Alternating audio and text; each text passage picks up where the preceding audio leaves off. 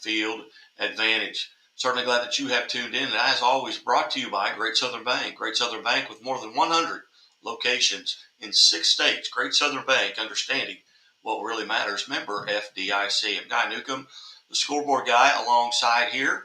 Coming to you live from the Bambino's Italian Cafe studio. We go to Liberal High School, and we welcome in Liberal High School head girls basketball coach, Brandi Goodell. Coach Goodell, thanks so much for your time today. Hey, thanks for having me. Coach, 24-5 on the season. Tell us a little bit about the season up to this point. You've still got more basketball to play, but a tremendous season up to this point. Tell us a little bit about your team. We got a group of kids coming back. We had a pretty good year last year. I can't even tell you our record, but we returned everybody from the last year. These kids have been playing together since their freshman, sophomore year. And they're moving up finally, juniors and seniors. We've played our 5 losses.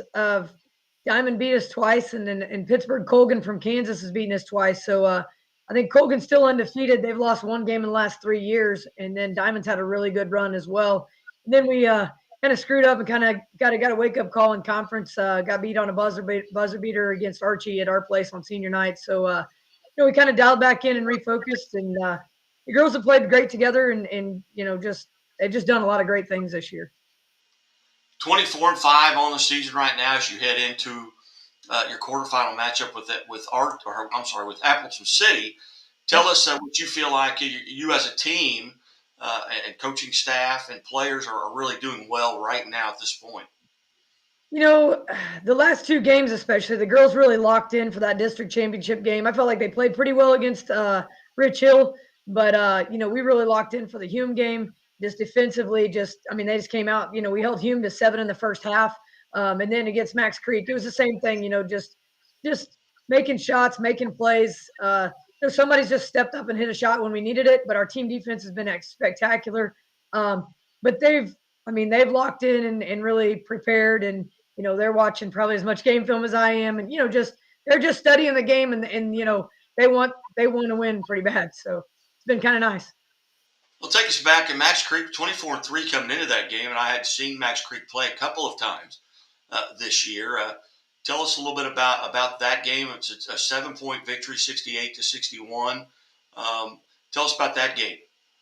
Yeah, that was it was a physical game. It was kind of back and forth. Early on, we got in we jumped out to a good lead. We got a great start. We handled pressure early. We just made some shots early. We did a lot of good things.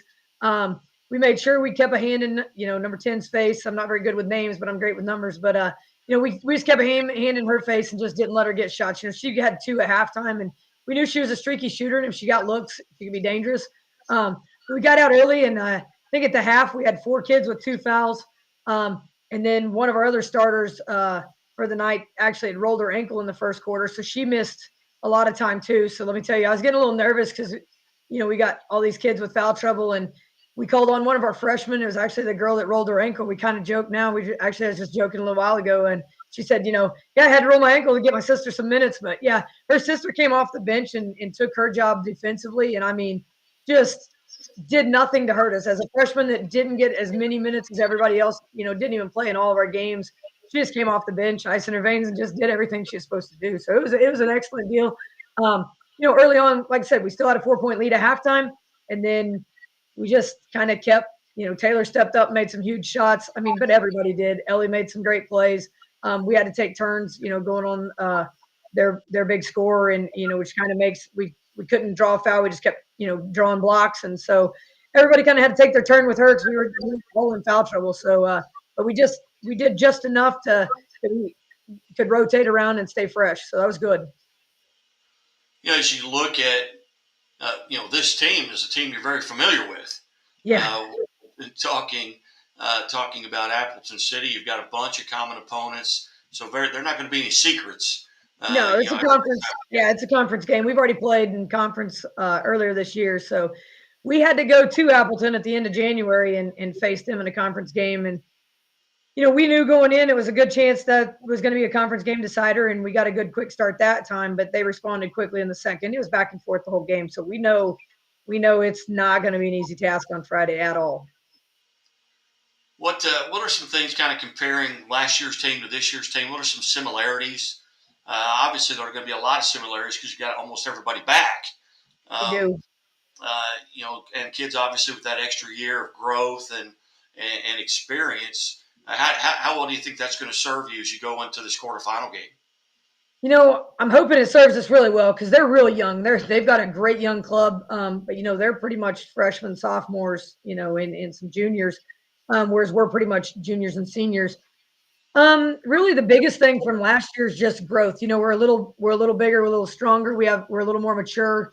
I think we're playing better together this year. Everybody's just kind of locked in, and just I think it's more about the end result on the scoreboard. In the middle there, and what the team score is. And like I said, these kids, my group of six that I have, I mean, that play our 6-man rotation, but even our freshmen get along great. But they just have a love for each other. They're best friends. Anything they do together outside of school, it's together. It's that they're all together, and so just that extra year together, and then now kind of seeing the end of this, kind of like, oh my gosh, this will actually be the last sport that all six of them get to play together because they don't all play softball or they don't all run track, and so that finality of that. Um, I'm hoping doesn't make us nervous. I'm hoping it makes us settle in and just not give in, because that's what you worry about, is being too nervous and being too big. But a couple of our kids, they played some basketball over the summer, and I felt like Taylor's really kind of just grown, and it just keeps making things happen for us, and all the others do too. But like I said, you can see that growth from sophomore to junior year is a huge difference, and everybody's excited to see what she can do, and even her friends are kind of like, it's okay, like, take over. I mean, everybody's okay when Taylor has the ball in her hands. We're all pretty confident, I think. So Yeah, and I don't know the extent of the history there at Liberal, but this is kind of somewhat uncharted ground for it is Liberal for girls me. basketball. Yeah. We have a rich history as far as back in the 90s and 2000s, even in the 80s. They had some great matchups. They won some district champs, everything else. I lost a district championship to Liberal here in 95, so I know they had one then. And but I've been here. This is my 20th year as a head coach, and I hadn't been able to win one yet. It's just, you get the luck of the draw sometimes, or just a play here or play there, an injury here, an injury there, and they've escaped us when we had a lot of good teams. And so I understand the importance of being around for a while and not getting one. Let me tell you, um, they escaped me in high school, and then they escaped me coaching. So to get this opportunity, the kids know it's not an opportunity that comes along every often.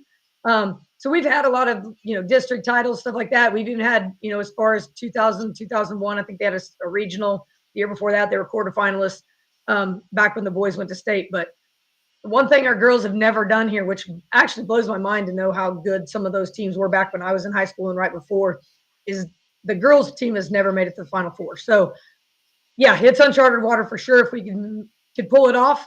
But we'll see. I don't know. See what happens, I guess. Well, looking back, and like I said, I've been doing this 17 years, and this may be the deepest that Class One girls basketball has ever been. Yeah. With the talent, across the state between Delta and Walnut Grove and Meadville, who's won 59 in a row. This is a pretty deep field, and just to get Yeah. this far and Yeah. get into that Final Four. Well, tell us a little bit about um, what the plans are here as you take on Appleton City. Is that going to be there? Is that going to be at Appleton City? Yeah. We go back to yeah, we go to Appleton City. Like I said, we went there earlier this year, and we're back at Appleton City. The place is going to be loud. It's going to be full. We had probably close to 500 people in our gym the other night for a sectional game, and I know tickets are. I think there's only room for like 600 and some. So I know Appleton's crew they traveled well. I think to Pilot Grove. So it'll be, like I said, because the thing is, everybody in our conference is done playing. So not only is our community and their community there, but I know there's a lot of conference people that are kind of wanting to come and check it out too. And how, I mean, WeMo's pretty good at supporting each other and everything else. So I think a lot of people are just interested in watch that matchup and see how it goes. And, so it'll be a fun atmosphere, guaranteed. That, last two we've played in have been great atmospheres too. But it's just so cool for kids to experience. It's cool for me as an adult to experience, that loud gym. You can't even hear each other talk, and you're just screaming at everybody, everything. And it'll be a fun deal for sure. It's always more fun if you're on the right side, but Outstanding. When I put my head on my pillow Friday night and look in there and see that Liberals defeated Appleton City, are you going to be able to point to maybe one or two stats, and you can maybe point at this? Maybe I don't know if it's rebounding, turnovers. Where are you going to have to win this game at?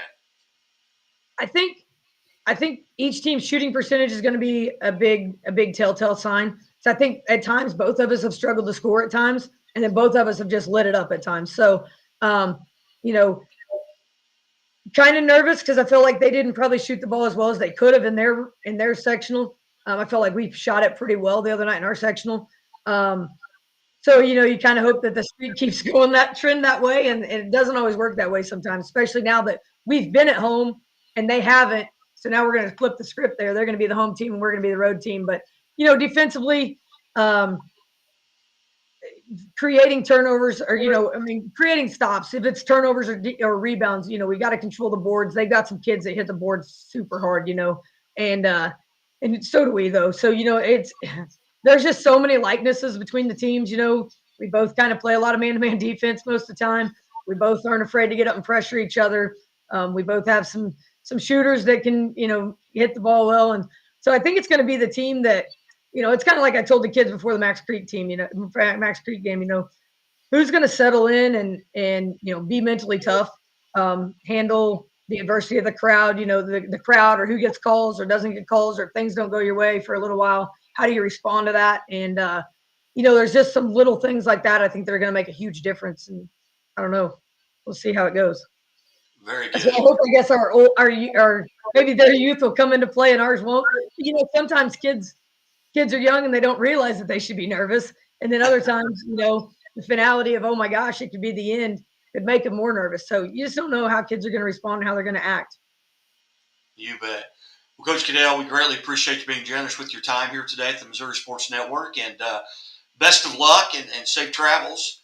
Hey, And thank you, sir. I appreciate you having me.